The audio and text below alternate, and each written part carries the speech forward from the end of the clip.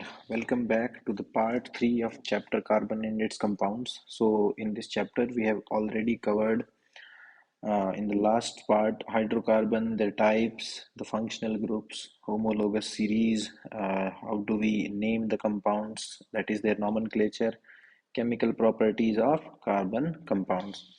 So today we are covering some important hydrocarbons, two of which are listed in your book, दो आपकी किताब में दिए हुए हैं, which is ethanol and ethanoic acid. ठीक है, तो इथेनॉल होमोलोगस सीरीज का सेकंड मेंबर है of alcohols, right. So first we will be dealing with its physical properties. Physical properties में डील करेंगे.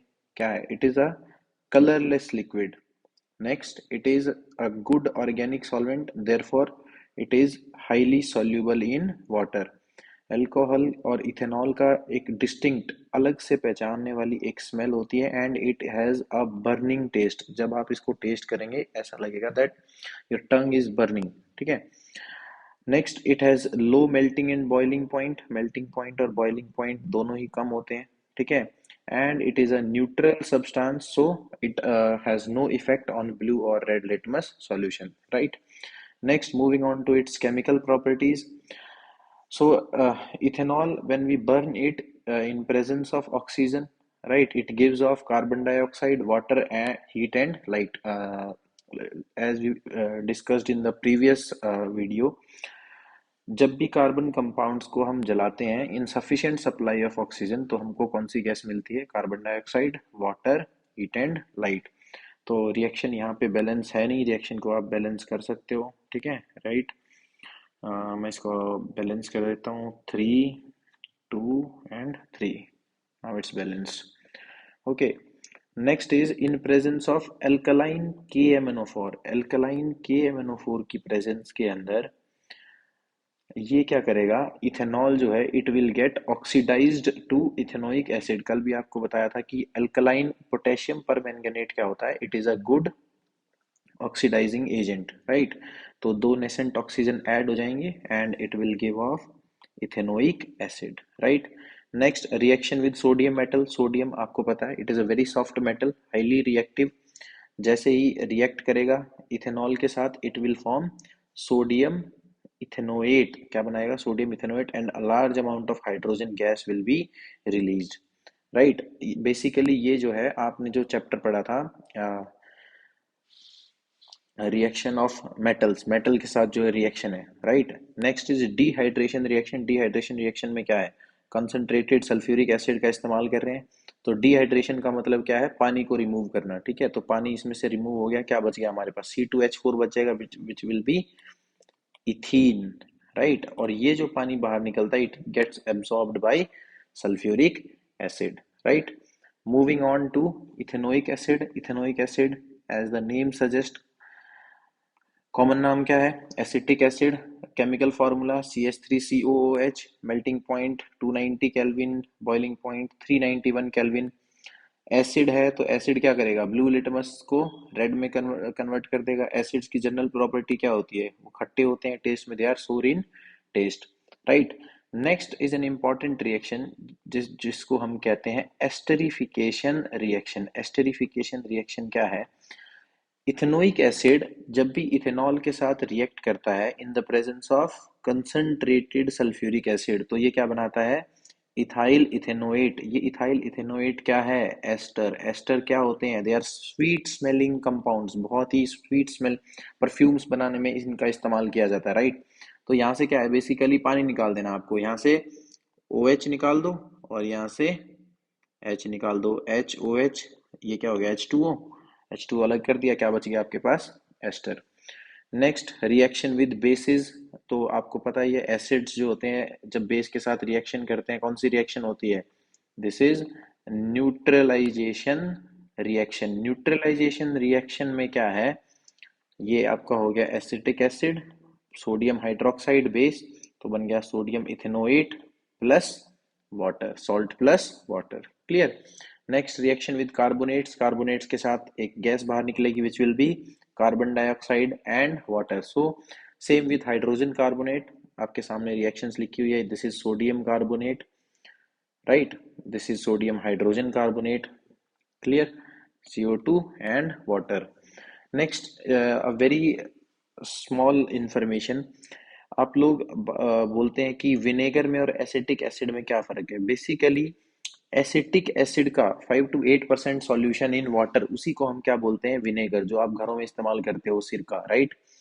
नेक्स्ट, एक और टर्म बहुत बार यूज होती है, that is glacial acetic acid. Glacial acetic acid क्या है?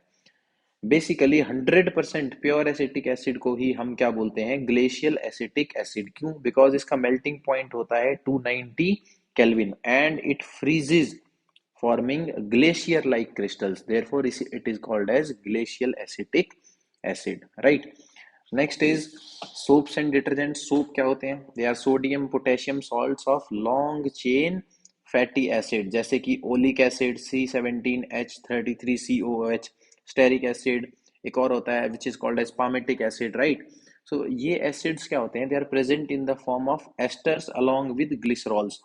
ग्लिसरॉल क्या होता है? एक ऐसा अल्कोहल जिसमें 3 हाइड्रोक्सिल ग्रुप होते हैं, और एस्टर्स अलोंग विद ग्लिसरॉल जो होते हैं, इनको हम बोलते हैं glycerides. They are called as glycerides, right?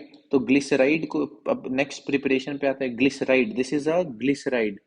Glyceride को सोडियम हाइड्रोक्साइड के साथ ट्रीट किया, हमें क्या मिला? Glycerol, 3 hydroxyl group, 1 2 3, plus we get we get long chain carboxylic acid of sodium, right?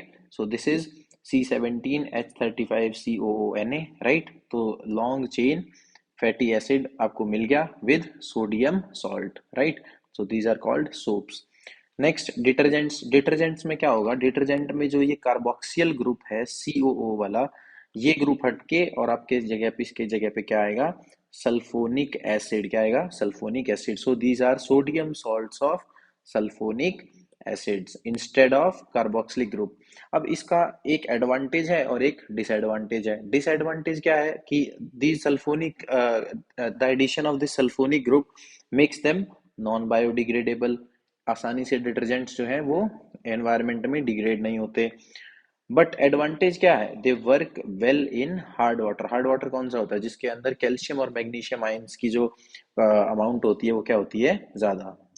ठीक है, तो यहीं पे डिस्कस कर लेते हैं हम लोग scum.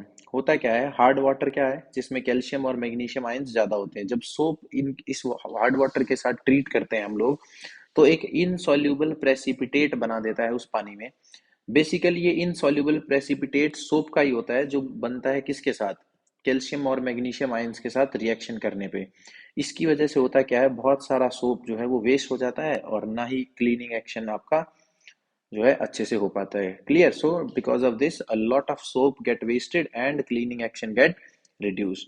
Soaps they are not much effective in hard water. Clear?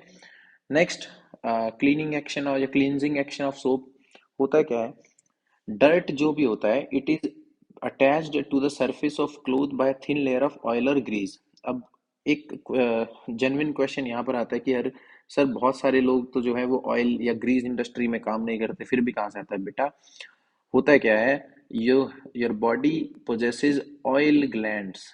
Clear? Oil glands होती हैं जो कंटिन्यूअसली आपकी स्किन से बाहर जो है ऑयल आता है। ठीक है? along with this it get attached with the dirt present in your environment, and it sticks to your cloth surface, right? So when a dirty cloth is treated with soap, the hydrophobic tail of the soap attaches to the oil and dirt. ये hydrophobic tail है, ठीक है, right? This is the C17H35COO negative part. ये hydrophobic tail है, it get attach to the oil and dirt. जबकि जो hydrophilic head होता है Na positive, it is held by surrounding water. So this assembly of molecules, this is called as micelle formation, right?